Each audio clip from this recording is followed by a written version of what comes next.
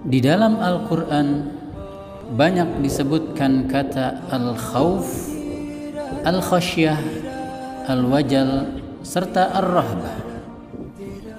Semua kata-kata tersebut menurut para ulama mutaqaribatun ghairu mutaradifah, memiliki kemiripan namun tidak 100% sama. Oleh karena itu Al-Imam Al-Munawi di dalam kitabnya Al-Waqif fi Muhimmatit Ta'arif memberikan definisi khusus untuk kata al-khasyah yang di dalam bahasa Indonesia sering kita artikan dengan rasa takut. Al-khasyatu ta'allumul qalbi li tawaqqu'i makruhin mustaqbala yakunu taratan bi kathratil jinayati minal 'abdi wa taratan bi ma'rifati jalalillahi wa haibatihi wa minhu khasyatul anbiya. Al-khasyah adalah keresahan dan kekhawatiran hati karena tahu akan adanya hal yang tidak diinginkan yang akan terjadi dan menimpa diri diakibatkan banyaknya dosa dari seorang hamba, atau rasa takut itu hadir terdorong oleh ilmu pengetahuan kita akan betapa agungnya Allah, dan yang terakhir ini adalah contoh rasa takutnya para nabi.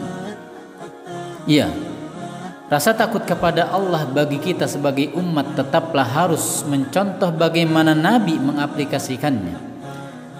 Dalam musnadnya Al-Imam Ahmad meriwayatkan, juga Al-Imamul Bukhari di dalam Al-Adabul Mufrad, serta tak ketinggalan Al-Imamu Muslim dalam sahihnya dari Ummul Mukminin Aisyah radhiyallahu taala anha, bahwasannya ia menceritakan, sana'a Rasulullah sallallahu alaihi wasallam amran fatarakhasa fihi fabalagha dzalika nasan min ashabihi faka'annahum karihuhu wa tanazzahu an fabalaghahu dzalika faqama khatiban faqala ma balu rijalin balaghahum anni amrun tarakhastu fihi fakarihuhu wa tanazzahu an fawallahi la ana a'lamuhum billahi wa asyadduhum lahu khasyah. Suatu hari, kata Ibunda Aisyah, Nabi melakukan sebuah amalan, namun beliau melakukannya dengan cara yang lebih ringan dari biasanya. Ya, beliau mengambil jalan rukhsah, keringanan. Dan hal itu rupanya diketahui oleh sebagian sahabat Nabi, dan seolah-olah mereka meremehkan apa yang dikerjakan oleh Nabi, sampailah sikap mereka itu ke telinga baginda Rasulullah. Lalu tanpa menyebut nama-nama mereka, Nabi pun memberikan pencerahan di atas mimbarnya. Beliau bersabda, apa yang ada di benak sebagian sahabatku, mereka dengar bahwa aku mengambil rukhsah, lalu mereka seolah-olah menjauhi rukhsah tersebut. Demi Allah, sungguh akulah manusia yang paling mengenal Allah dan yang paling takut kepadanya. Begitulah saudara-saudaraku sekalian, seharusnya ibadah bukanlah ajang kreasi dan inovasi, apalagi pamer kuantitas hingga sombong diri. Namun ia adalah bentuk ketundukan pada ilahi Rabbi, meski terlihat remeh. Itulah apa yang dicontohkan oleh Nabi. Suatu hari Mutarrif ibn Abdillah pernah berkisah bahwa ayahnya mendatangi Nabi, namun ternyata beliau sedang sholat. Ayah daripada Mutarrif ibn Abdillah menggambarkan, wa huwa yusalli wa li sadrihi azizun ka azizir mirjal. Kata ayah daripada Abdullah ibn Mutarrif atau Mutarrif ibn Abdillah, aku dapati beliau sedang sholat dan demi Allah aku mendengar suara gemuruh dari dadanya seperti gejolak air yang mendidih, sebab menahan tangis karena begitu khusyuk dan takut kepada Allah. Hadis diriwayatkan oleh Al-Imam Ahmad dengan nomor 16421, Al-Imam Abu Dawud dengan nomor 904, serta Al-Imam At-Tirmidzi dalam Asy-Syama'il Al-Muhammadiyah dengan nomor 322. Rasa takut kepada Allah juga tercermin dalam pribadi manusia hasil didikan Nabi. Lihatlah bagaimana Abu Bakar, Siddiqu hadhil ummah, manusia paling utama setelah Nabi, manusia yang diberikan kabar gembira akan masuk surga. Beliau dikisahkan jika sudah berdiri mengimami salat ka'annahu 'udun min khasyatillah, bagaikan tombak yang tertancap begitu kuat, tak bergeming sedikit pun karena takut kepada Allah.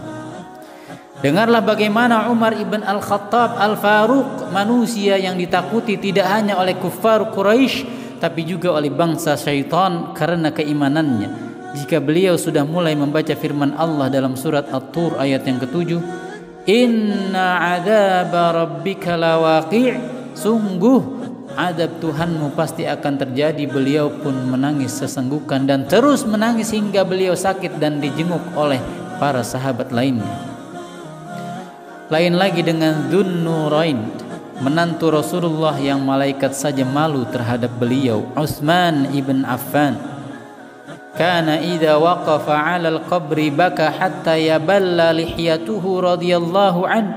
Jika beliau melewati sebuah kuburan terhentilah langkahnya lalu beliau menangis hingga air matanya membasahi seluruh jenggotnya. Allahu akbar. Terakhir teman-teman sekalian yang dimuliakan oleh Allah, dengarlah cerita Al-Qasim ibn Muhammad bahwa kami pernah membersamai Al-Imam Al-Mujahid Abdullah ibn Mubarak dalam sebuah safar. Dan sepanjang perjalanan yang aku fikirkan adalah bagaimana bisa sang Imam Abdullah ibn Mubarak begitu disegani oleh kawan dan ditakuti musuh dan juga lawan. Kalaulah beliau sholat malam, kami pun mengerjakannya. Jika ia siam sunnah, kami pun mengamalkannya. Bahkan saat beliau berlaga di medan jihad pun kami ikut andil di dalamnya. Hingga di tengah perjalanan sampailah kami di sebuah rumah yang pemiliknya berkenan menjamu kami. Saat makan malam tiba-tiba minyak dari pelita pun habis.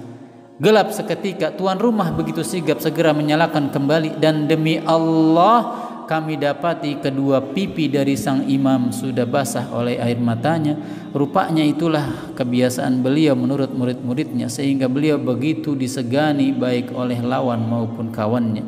Dalam diam dan sepi beliau selalu mengingat hari kiamat dan begitu takut kepada Allah. Barakallahu fikum. Wassalamualaikum warahmatullahi wabarakatuh.